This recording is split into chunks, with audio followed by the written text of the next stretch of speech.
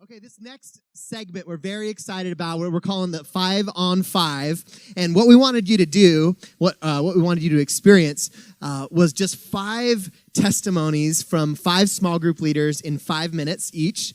They're just going to share a story of something that happened in a small group that they've led in the past. And sometimes I know for me, it's not the information or the technique or that next bullet point that really motivates me. It's that story that grabs my heart and motivates me for what God wants me to do for the next semester of small group. And so 5 on 5 leaders, we're going to start with Kim Kais. Come on up.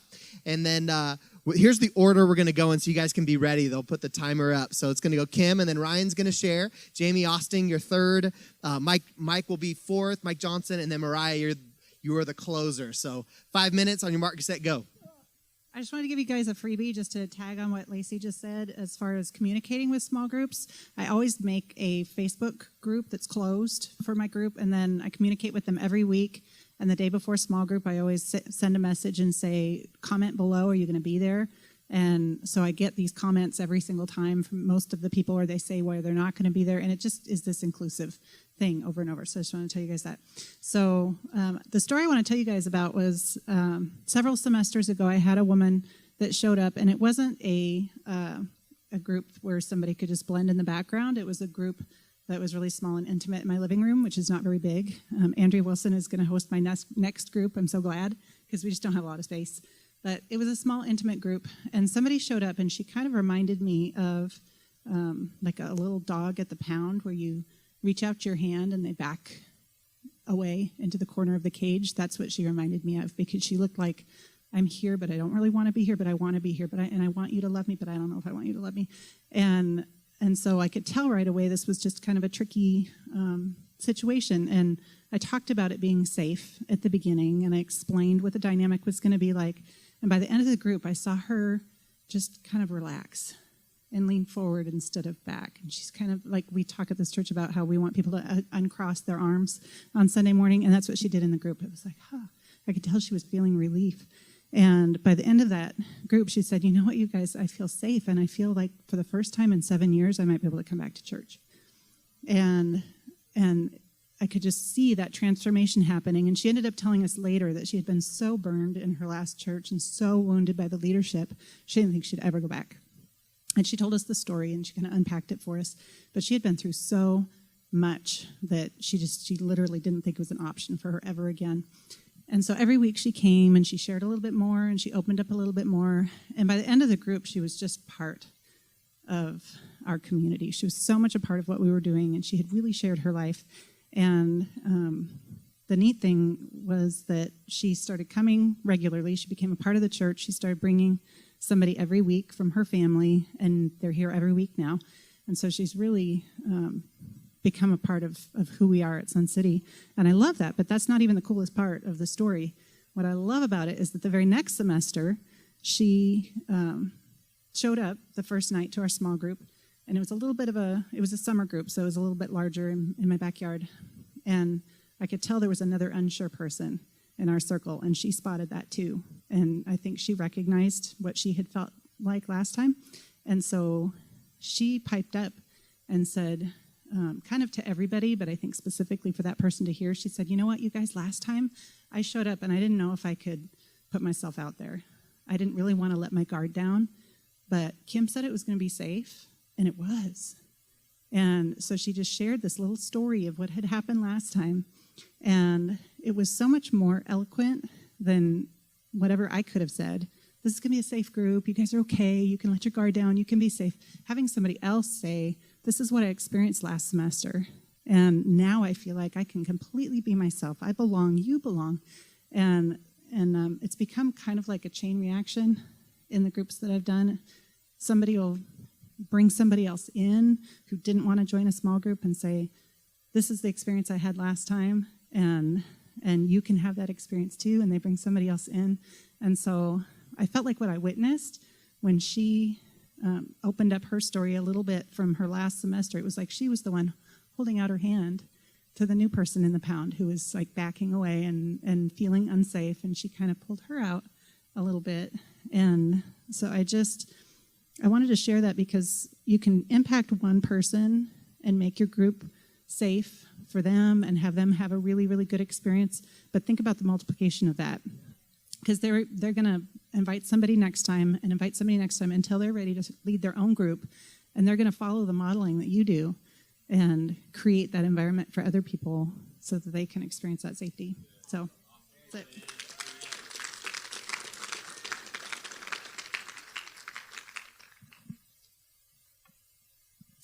So my name's Ryan. I have a little different perspective because I generally run high school guys small groups through the youth group. We came through New Life, and we've been youth leaders there for several years. So I'm going to tell a story about a high school student that I worked with. So this student was having a hard time, just kind of lots of things going on in their life, depression, those sorts of things. And then through the students in the group, the student themselves didn't come to me, but other students came to me with problems. So that's kind of another thing, is the people in the group can help each other. So this student came on a Wednesday night, and I was able to have a conversation because the other students told me that they needed this conversation. And then through that conversation, we were able to get other leadership involved and get the student the resources that they needed and counseling, and get the parents involved and grandparents involved. And through this situation, the parents were able to come and be more involved in church, and they were never involved in church. And it wasn't really even about the situation. The situation needed handled, but God used the situation that was all through this small group to plug in the parents, and then the parents were able to come to the Freedom Group and get plugged in. And then now the whole family is coming, and then they're inviting their family. So the ripple effect that can happen through your small group is just amazing. So, exactly. I'm so good at public speaking. No. So another story is I was enabled by a leader. This was back at New Life. There's no timer on the back wall. Weird. I was enabled by a leader at New Life. Brand new leader, hadn't really ever worked with kids in a small group before. And this leader just kind of gave me this one student to work with, to connect with. And then through that situation, kind of a similar deal. This student had some special needs and just needed a little extra attention. So this leader, one, trusted me, like was talked about earlier. I felt super enabled because they trusted me to work with this student, but also it freed them up to work with the other 10 students because he couldn't give all of the attention to this one student that needed extra attention. So that's a kind of a point that was worked on me, is enable those people in your groups. Enable someone. When you have a difficult person, pair them up with someone else. Give them that extra attention. Even if you can't, give it to them yourselves. So.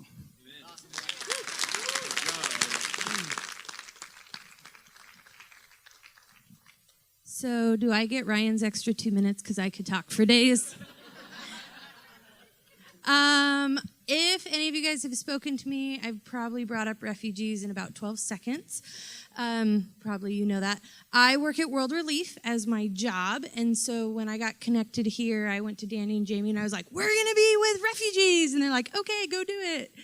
So it took me a little while, which I loved, but it took me a little while to kind of get going on what that would mean. And then Jenny was like, we're doing outreach groups. You're going to do the first one. So I did. This last semester, though, last fall, I was just really praying about what that would mean and what that would look like. And I was meeting with clients as my job, and at the end of meetings, I would say, what do you want? Or what is missing or whatever? So these are all people who've been in the country for less than 6 months, speak very little English, don't have family or cars or jobs and all sorts of things. Across the board, relationships. We're lonely. We don't have anywhere to go. We don't have anything to do. We don't know anybody. And then I'd come to church and hear things like, how do we meet refugees? Where are they? I want to get to know them. And also, I have awkward questions that I'm kind of embarrassed to ask, but I just don't know better. So I put these two things together, and the Vetters hosted, and a handful of folks from church would meet on Sunday afternoons, and I would invite clients, and they knew, these are my friends from church. These are people who are Christians who just want to hang out with you. The first couple weeks were very practical of who are refugees, why are they here? Let's ask all the awkward questions about Islam because it's awkward, and that's okay.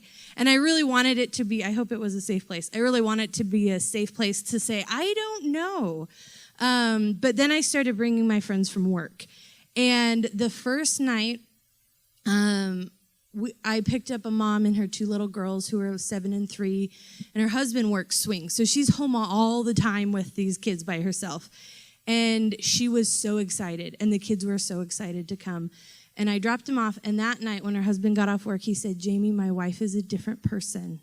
Because she got out of the house, and because we played Uno. Like, it's not rocket science. And we learned how to say, oh, I'm sorry, in Arabic, because when you're like, hey, draw 4, hey, draw 4 again, draw 4 again. You got to tease each other. It's not an American thing. It's a human thing. So we just built relationships. And these are people at work who I love and care about, and people at church who I love and care about. So it was really fun kind of seeing them interact because it is all about relationships. That's why people come to church, is to build relationships. A couple of the families come to church on and off, regularly on and off. Several of them came to Easter. For a lot of them, it was their first time in church. And it just opened up that opportunity to talk about Jesus, which is obviously the ultimate goal. But we also went over to their house for dinner, and I love shawarma, and it was fabulous. And it was awkward because I don't speak very good Arabic, and the friends I took also don't speak very good Arabic. And so there was a lot of like, oh, let's draw pictures. And we just embraced it, and it was fabulous.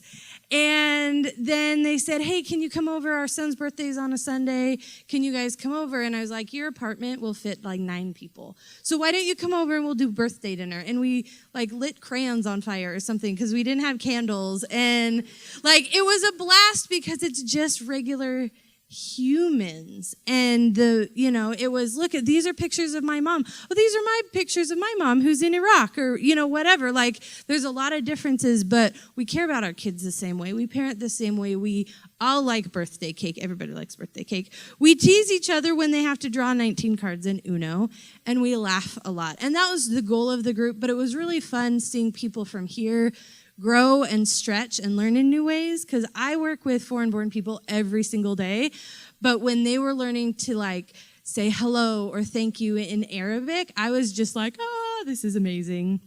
So that was what we did, and it's a different group from some of the others, but it was really fun, and my clients loved it because they had somewhere to go and people who care about them.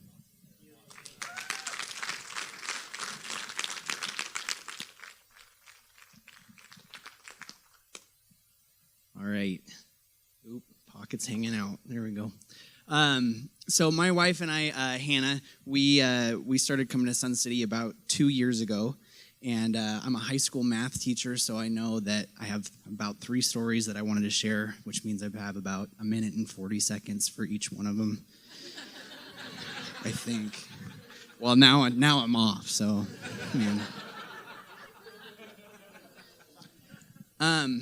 I host a basketball small group in the morning at 5:30 in the morning on Wednesday mornings with some guys from the church. And a couple of things that I love about doing that small group is, one, that I get to shoot threes over Kyle Manasco all the time.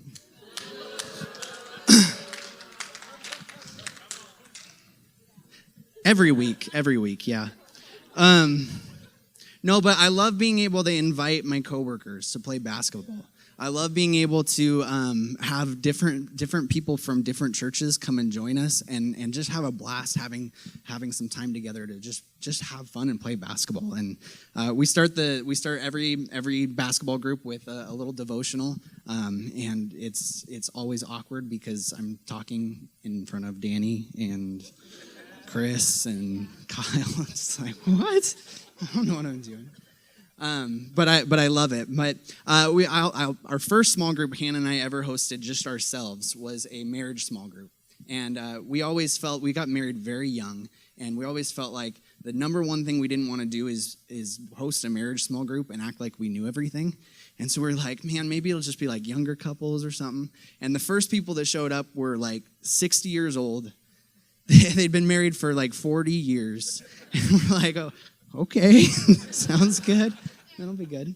But it was amazing because this couple, we find out later, he hasn't walked into a church their entire marriage.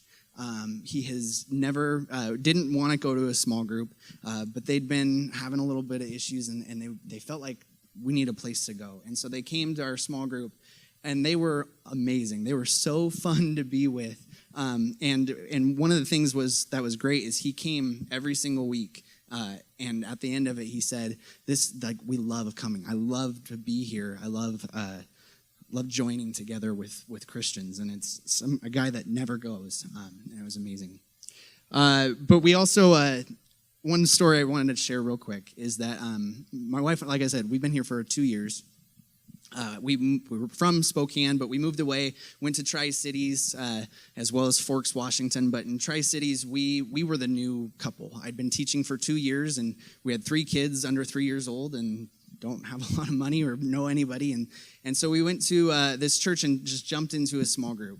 And one of the things that was so amazing for us was that this couple, out of their own pocket, paid for childcare for everybody. And that was the reason why we were able to join a small group, because we wouldn't have been able to had that not been the case. We had that small group with them. It was really fun. It was about the 5 love languages, and a couple trimesters they did their groups kind of like Sun City does, and a couple trimesters later, they asked us to co-lead a group. And that was huge because it was something that I don't think Hannah and I felt like we would be able to lead a small group yet, especially new to the area. We don't really know anybody, but it empowered us. It made us feel like we were able to share something. And that small group was so much fun. We called it couples game night, and we just played different games every single week. And we played Uno. We played Spoons. I think we played Spoons. We played a bunch of different games. Catchphrase. We did service projects together. We had fun. We went and cleaned the trail, and we had a competition on who could find the biggest object or the strangest thing that you found while cleaning up. And it was all about competition. The main leaders were very competitive, and so it was like point system. You had to see who was going to win. But it was really fun, and one of the things that I loved about it is at the very end of the group, we got an email from one of the couples that had came. It was from the wife, and she said this is what she wrote. She said, "My husband really enjoyed the small group with the Aces and the Johnsons. He was very hesitant to join because he thought he wouldn't have anything to talk about in a room full of church people. But he has admitted that he was not only comfortable, but actually liked everyone. I'm encouraged and praying he will be open to going to more small groups in the future." And that's really what it was all about. And I really think that those small groups that are just like Lacey said, that you're passionate about, those are the things that people want to join a part of. So.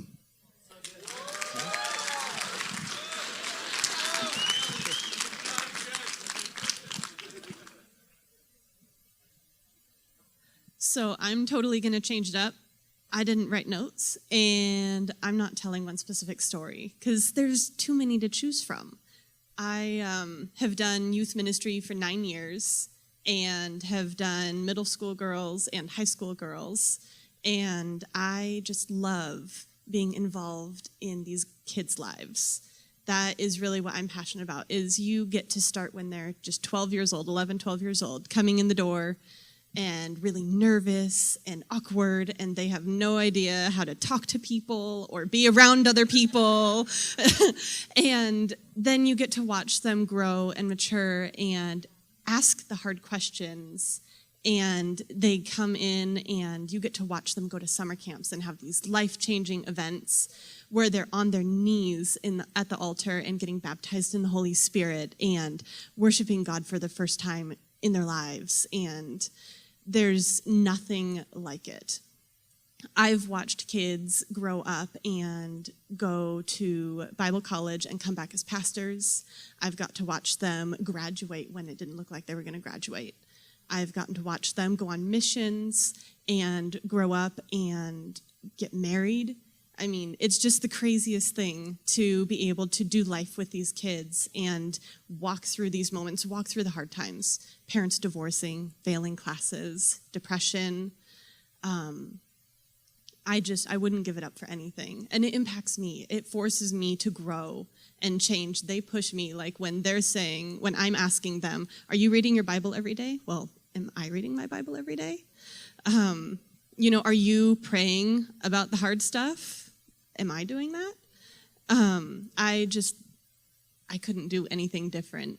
Youth ministry is my favorite, and doing small groups. My students know who've come to my small groups. They know I love making them feel awkward.